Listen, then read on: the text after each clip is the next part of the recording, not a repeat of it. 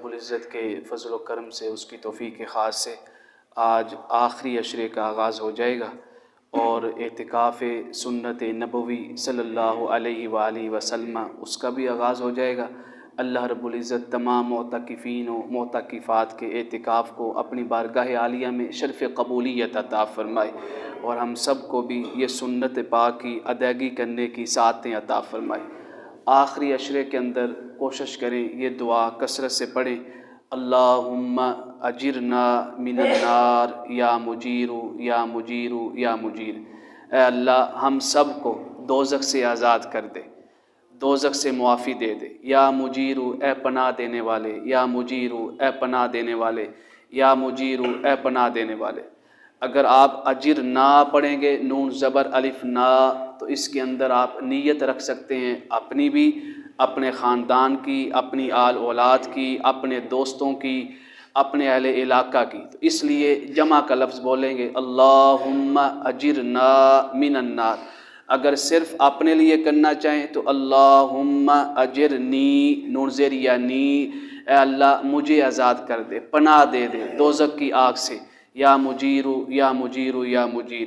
کیونکہ حضور نبی کریم صلی اللہ علیہ وآلہ وسلم جب جمعے کے روز ممبر پہ تشریف لانے لگے تو پہلی سیڑھی پہ آپ نے اپنا قدم مبارک رکھا تو فرمایا آمین، دوسری سیڑھی پہ قدم مبارک رکھا تو فرمایا آمین، تیسری سیڑھی پہ قدم مبارک رکھا تو فرمایا آمین۔ اب صحابہ کرام حضور نبی کریم صلی اللہ علیہ وآلہ وسلم کی آمین تو سن رہے تھے، لیکن کس بات پہ آمین فرما رہے ہیں وہ نہیں سن پا رہے تھے۔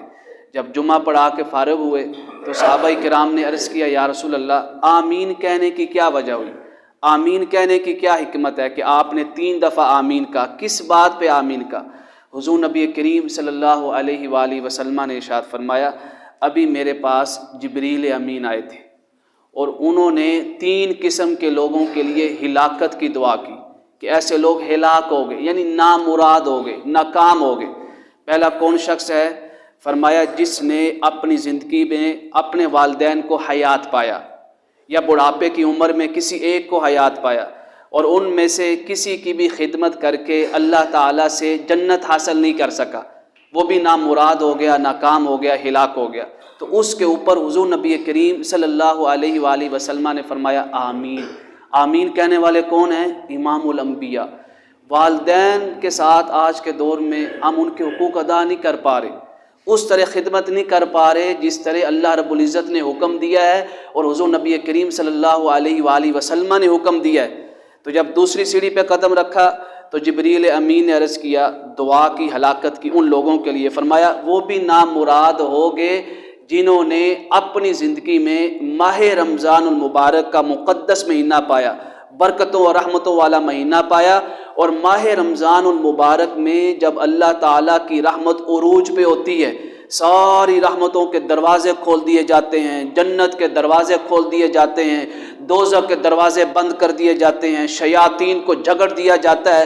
فرمایا اتنی رحمت ہونے کے باوجود، اللہ تعالیٰ کی بارگاہ سے اتنی مغفرت اور بخشش کی بارش ہونے کے باوجود جو شخص بھی اپنے آپ کو معاف نہیں کروا سکا، اللہ تعالیٰ سے معافی حاصل نہ کر سکا، وہ بھی نامراد ہو گیا، وہ بھی ہلاک و تباہ و برباد ہو گئے۔ اس پر حضور نبی کریم صلی اللہ علیہ وآلہ وسلم نے فرمایا آمین۔ تو جب تیسری سیڑھی پہ قدم رکھا تو جبریل امین نے عرض کیا یا رسول اللہ وہ شخص بھی نامراد ہو گیا، ہلاک اور تباہ و برباد ہو گیا، اذا ذکرت عنده فلم یصلی علیک، کہ جس کے پاس آپ کا نام نامی لیا گیا، اسم مبارک لیا گیا، اور اس شخص نے آپ کا نام نامی، اسم مبارک، آپ کا ذکر پاک سننے کے بعد آپ پر درود و سلام نہیں پڑھا ہے۔ کتنا ٹائم لگتا ہے، کتنی دیر لگتی ہے؟ کوئی بھی شخص یا خود بھی بندہ کہتا ہے نا یا رسول اللہ، یا حبیب اللہ، یا محمد الرسول اللہ، تو زبان سے صرف اتنا کہنا ہوتا ہے صلی اللہ علیہ وآلہ وسلم، صلی اللہ علیہ وسلم، صلی اللہ علیہ وآلہ وصحابہ وسلم، جس بھی انداز میں کہہ لے۔ تو عرض کیا جس نے آپ پہ درود نہیں پڑھا وہ بھی ناکام ہو گیا۔ اس پر بھی آقا کریم علیہ الصلوۃ والسلام نے آمین فرمائی۔ یہ 3 لوگ ہیں جن کی ہلاکت، نامرادی اور ناکام ہونے کے لیے دعا کرنے والے کون ہیں؟ جبریل امین علیہ الصلوۃ والسلام۔ اور اس دعا کے اوپر آمین کرنے والے کون ہیں؟ حضور نبی کریم صلی اللہ علیہ وآلہ وسلم۔ تو کوشش کریں، آخری عشرے کا آغاز ہو چکا ہے، اگر پہلے عشرے غفلت میں گزر بھی گئے ہیں نا تو ابھی تک اللہ تعالیٰ کی طرف سے توبہ کے دروازے کھلے ہیں، رحمت کے دروازے کھلے ہیں۔ جیسے جیسے ہی کوئی شے اختتام کی طرف بڑھتی ہے نا تو اس کے اختتام کے ساتھ ساتھ جو اجرت دینے کا معاملہ ہوتا ہے نا وہ بھی عروج پہ ہوتا ہے، معاوضہ دینے کا معاملہ بھی عروج پہ ہوتا ہے۔ آپ دیکھیں قرآن پاک کی ترتیب کو، جس طرح قرآن پاک اختتام کی طرف آ رہا ہے اسی طرح، یعنی تکمیل کی طرف آ رہا ہے، اسی طرح اس کی تکمیل میں آخری 10 پاروں میں کائنات کے اختتام کا ذکر ہو رہا ہے، کائنات بھی اپنے اختتام کی طرف آ رہی ہے، اور آخر میں کیا ندا ہوگی؟ بل ہوا قرآن مجید فی لوح محفوظ۔